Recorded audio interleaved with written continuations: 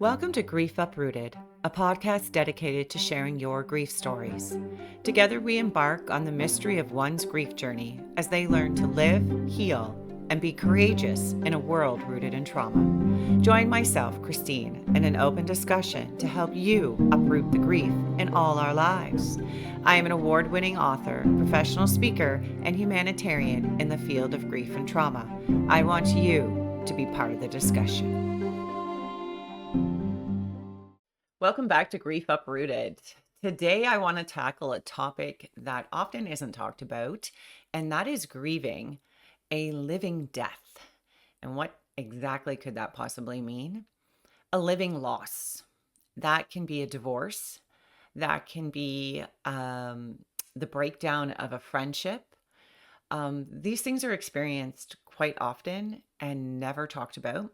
We struggle with them, and often people wonder, like, why are we struggling with a divorce or a living loss? Because that person is still there. And from my experience in this area, in my career, and also in my own personal life, a living loss is hard because you have choice. You're given choices, and your mind is kind of going back and forth, deciding which way do I go? Which way, am I making the right choice? So, some living losses, such as I just suggested, can be divorce, can be the loss of friendships, the loss of family relationships, um, the loss of a pet. And what I mean by that is, I know the term loss of a pet usually means when a pet is dying, but having to give the dog up for adoption, having to find a forever home for it for whatever particular reason you're going through. These living losses happen quite frequently, and we really don't put a lot of attention to them. They do cause us to ruminate, and rumination is that magical activity within the mind where we constantly go over something over and over again. And in living losses, you see this happening quite a lot because of that choice factor, where you're constantly going, should I make this decision? Should I go here? So the mind is ruminating all these decisions and all these options that you have. Um, but ultimately, it's coming to that decision of whether this relationship or this person or situation I can continue. Um, so they come in all different forms. What people don't realize is the living loss, and perhaps some people do, is it does come with PTSD, post traumatic stress disorder, where we're experiencing triggers. Our mind is reminded of elements of the relationship. We often are scared to jump into a new relationship. So, how in the world do we kind of sit and go, how do we deal with this fear? How do I deal with the fear of thinking, how am I going to move forward um, to a new relationship? And this can be anything, really. I've seen working with people who um, have grown up in homes that their parents really weren't attentive to them. So you watch their parenting styles change completely.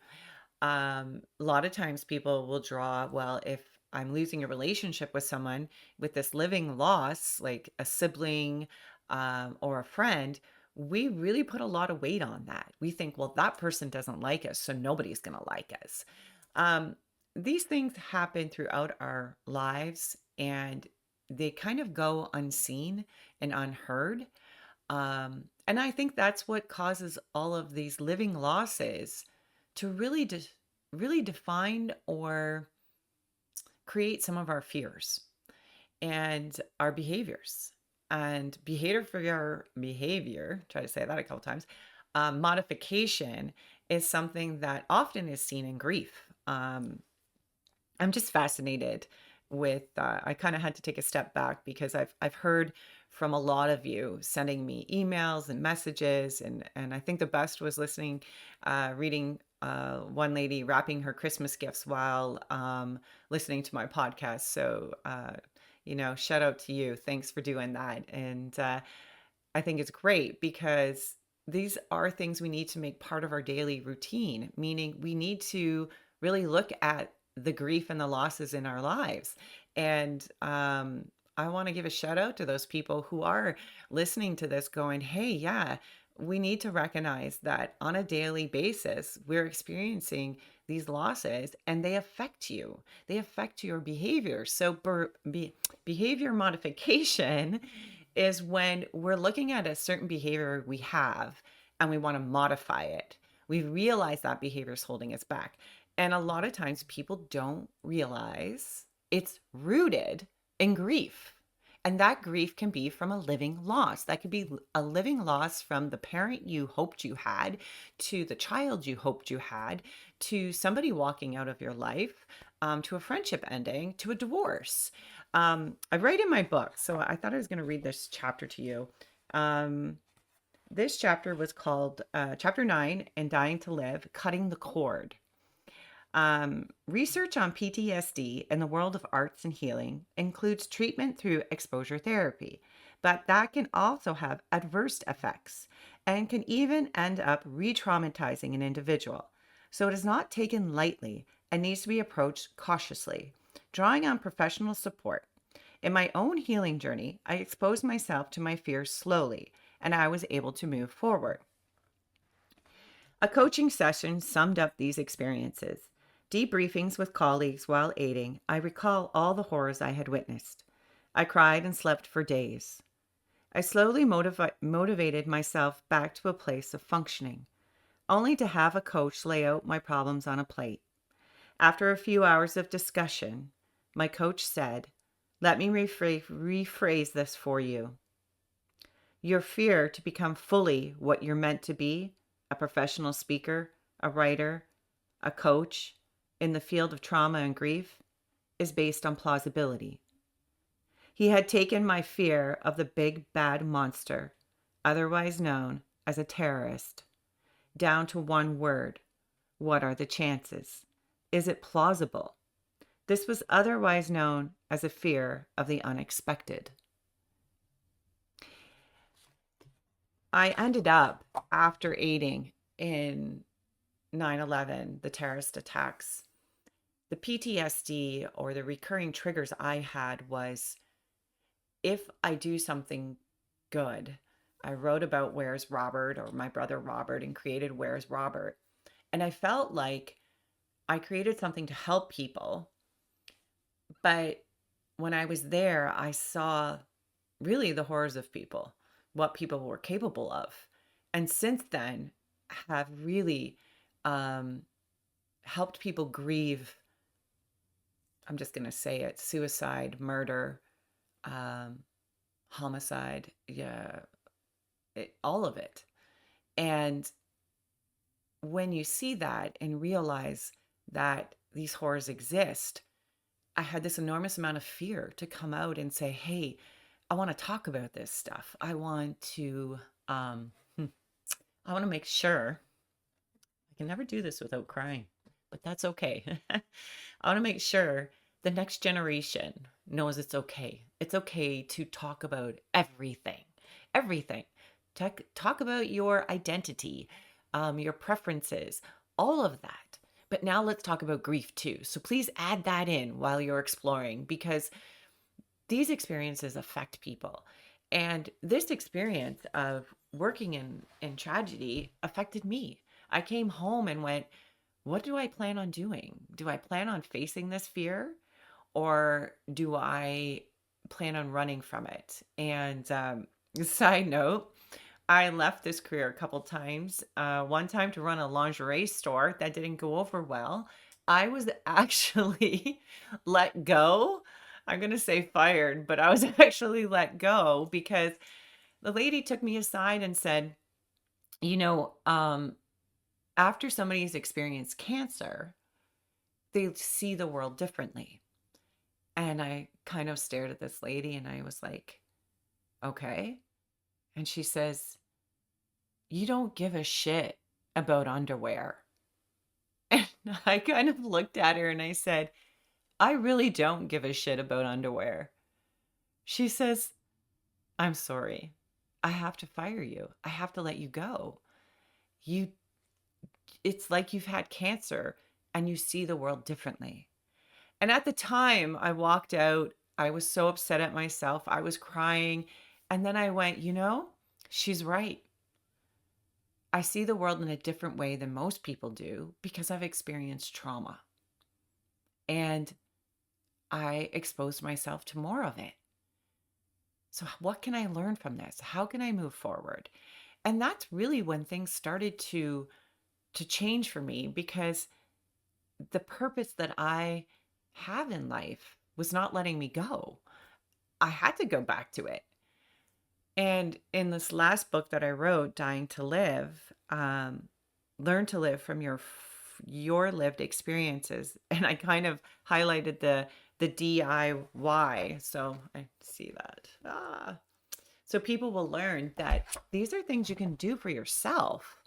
And these little activities of healing will bring that closure and integration that we're looking for within our lives. So I went back, obviously, to my career. And the first step in writing about this fear was writing about it in Dying to Live. And, that second step is now saying it out loud to you. But one of the ways that I felt that I could release these relationships that were in my life that were no longer serving me, but I also didn't want to challenge these individuals. I didn't want to have to go, hey, this relationship isn't working for me anymore. And have that person hurt. I guess we want to have empathy for these other people. And obviously it's different if somebody's attacked you or hurt you these were relationships I felt had a season and were coming to an ending. And I felt like I was constantly trying to be there and entertain them. And it became more of a burden and exhaustion. So, one of the things is to do a meditation. And I really like this. And sometimes it works for people and sometimes it doesn't. I rejected meditation. And I know there's some of you that are listening right now that know me so well. I rejected any form of calming my body down, yoga, meditation. Since then, have learned the value of it. And I love a moving meditation. So, with this, you would be closing your eyes, and I want you to envision that friendship cord or that marriage cord that needs to be broken. And you envision this cord coming from your spirit or the center of your body to the center of the other individual that you want to let go of. And during this visualization, I want you to pull in the good times you've had with this person, the times that you experienced with them, when the season was sunny and bright and their friendship was a value to you. And you helped each other and you walked down a path together. And as you slowly experience that, don't pull yourself to anger. Pull yourself to it evolving, seeing autumn come in, seeing the leaves change. See yourself talking to this individual and saying, I had a great time in this friendship. I had a great time in this marriage. But now we need to move. And we may come back together. We may not. But the seasons are changing. And just do this visualization for yourself and allow whatever needs to happen. Now, I've worked with individuals where the cord, over a period of time, this visualization exercise of a cord between yourself and the individual that you would like to release, may happen for years. You may continuously, this happens a lot when it's a family member, a sibling, and the cord may dissolve over time. There's also those times where that relationship is extremely unhealthy. This could be within an addiction, and that individual is unhealthy for you, abusive, addictive, whatever it could be. you may need to pull out a pair of scissors and cut the cord. That is very painful. But by doing this visualization and by experiencing, allowing your spirit and your mind and body to gradually get there, you're helping yourself. You're slowly opening our bottle of burdens. We're slowly opening ourselves to the concept of release, and it will come. So, you really want to look at the relationship. You want to be able to visualize that cord between yourself and that individual you want to release, and visualize that cord eventually dissipating. Or if you need to take out a pair of scissors and cut that relationship, then you do it, but you make sure you do it in the comfort and the support of friends, colleagues, or a professional, and you work yourself slowly through that. I actually did it. I've done it with relationships, but I've also done it with the element of fear. And I've given fear that terrorist attack, more or less the trade towers. Um, I've given it that visualization of a very large building. And that's what I was able to relate to and place my fear there. My fear was something collapsing and people dying. And I wanted my fear to dissipate and let it go on things that were that plausibility. And sometimes it dissipates and sometimes it comes back. So it isn't something that you're just going to do once and hey, there we go. It's something that we want to practice continuously. So once you have this in your mind to let go of this living relationship or living loss, you're visualizing and allowing the mind, body, and spirit to gradually accept this. Another form of letting go of things that are living to us that may not be healthy, or if that person chooses, what if that person, chooses a divorce, or somebody has an affair in a marriage, or all sorts of reasons why people separate or break up, in friendships, marriage, work. It can be anything, really. This is where we talk about grief and it being uprooted. Grief is everywhere and pretty much the basis of most of our trauma that we experience in life, and emotional healing is needed. But one of the other ways that I really like to look at this and give yourself a tangible way of seeing it. And what I like to say is I'm giving grief life, really. I'm molding my grief into something, is go buy a bouquet of flowers. Everybody fights me on this activity. Again, in chapter 9 of my book called Cutting the Cord.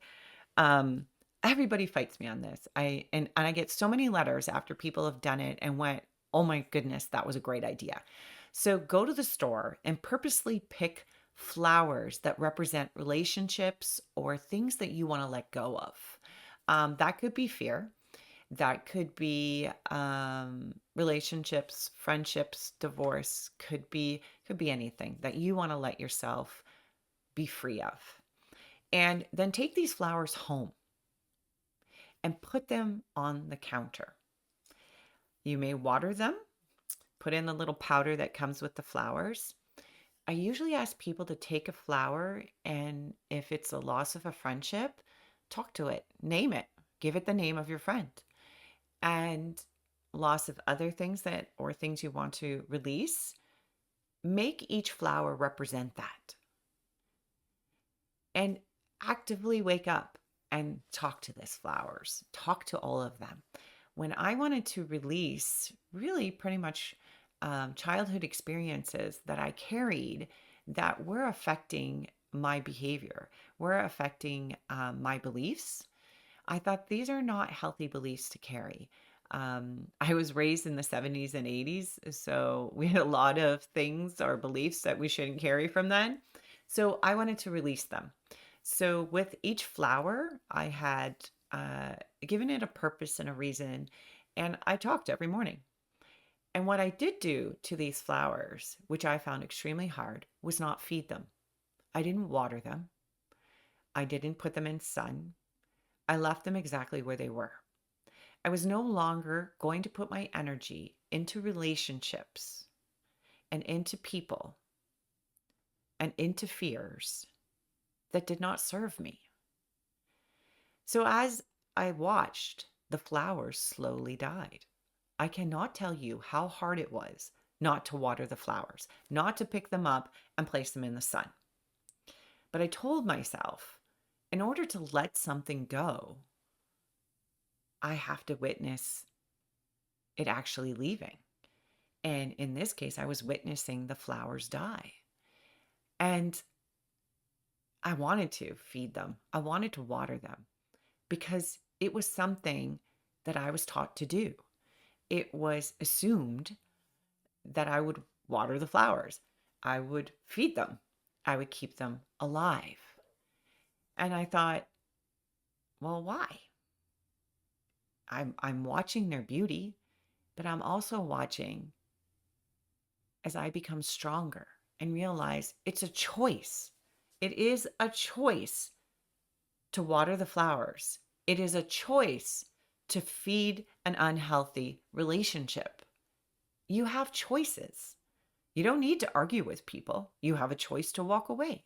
You don't need to entertain a relationship or sit there and allow this relationship to break you down. Be it a friend just constantly complaining to you and never giving you the opportunity to talk, be it a marriage falling apart, be it you trying to help somebody and they just never seem to get it. It's okay to allow these relationships to break down. It's okay not to water the flowers. So once your flowers die, it's where do we go now? What do we do with them? Well, I want you to pick up the flowers and I want you to take them to a place where you can let them go. For myself, I went to a lake that was close by us and I had broken them all up, made sure there was no plastic or anything in there so that they were just the flowers. And I let them go in the lake.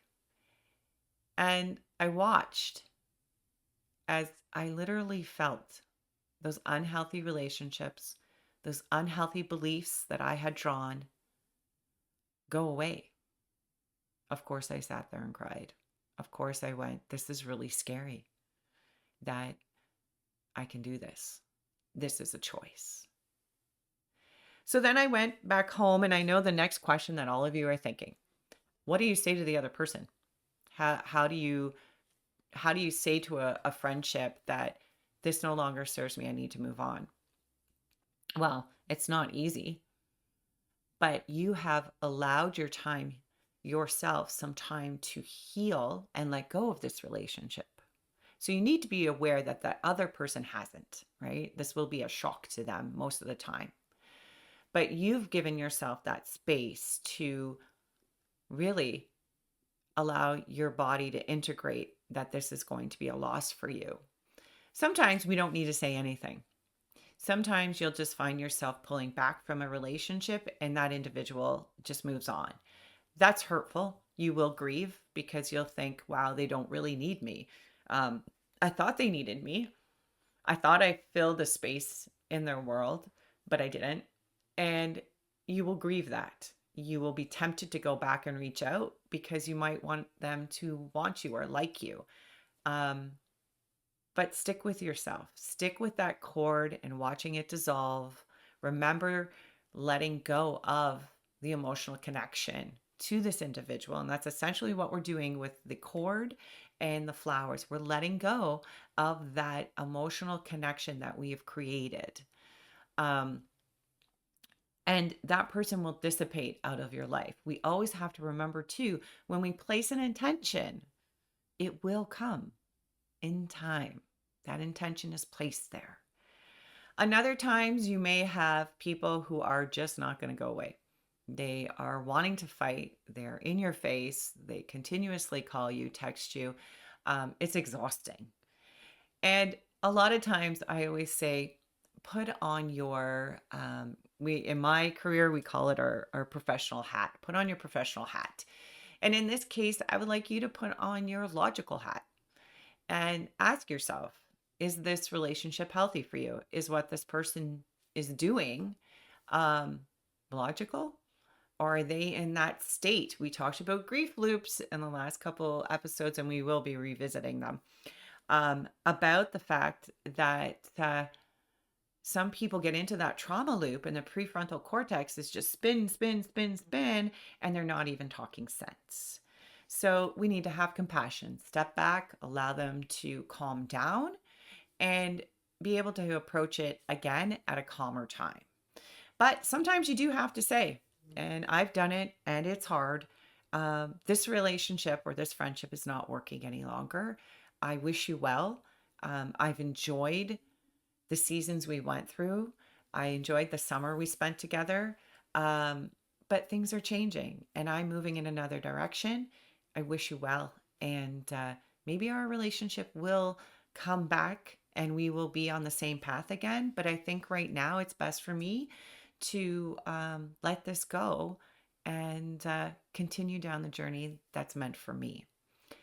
Some people are going to say, "I get it, I get it," and they will say that. I've had individuals say, "Thank you very much," and then you're going to have people who basically tell you to go eat shit, and they're going to rip you apart, and that's when you're going to go, "This wasn't good for me, anyways. This wasn't a healthy relationship." And you made the right decision to walk away. And another thing that can happen is that individual that you approach and say, "This relationship is not healthy for me anymore. I've done a lot of ruminating on it or thinking about it. And I think I need to let it go." And they might turn around and say, "Why? Let me figure out why this relationship isn't working for you. And can we further the conversation?" That's a friend. That's somebody you want to be with who wants to sit down and explore further why you're unhappy in the relationship. So it doesn't always end with you saying, "Hey, I don't want this. Get out of my life." It may end with that individual coming to the table and saying, "Let's sit down and talk about this. Let's figure this out." And that type of living loss can be spun right around. Things change, people change, beliefs change. But it's vulnerable. Sometimes we have to open up and be that vulnerable person, which, yeah, is the hardest part. Grief and vulnerability, two things that, yeah, they're hard to put together. So living losses can be experienced in so many forms. I wanted to just take this time to talk about that as we enter into January, the new year.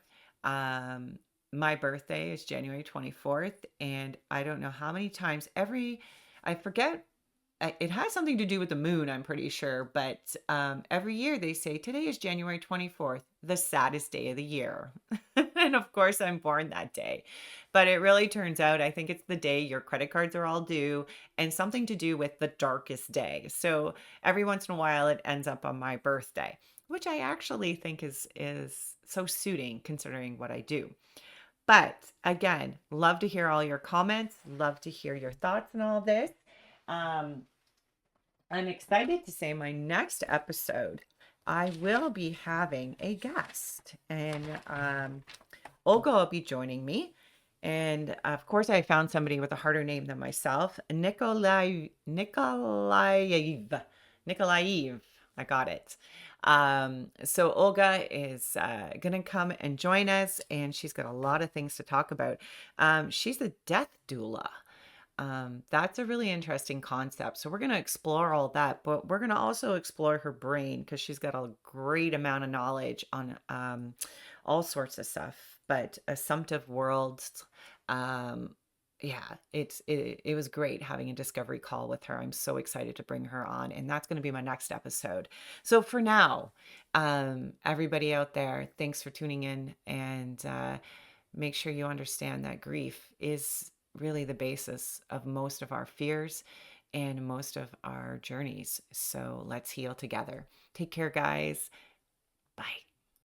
Grief Uprooted professional grief and empowerment coaching are not to be used as a substitute for professional advice by legal, medical, financial, business, spiritual, or other qualified professionals. All our products and services are designed for grief empowerment through learning and sharing of one's lived experiences.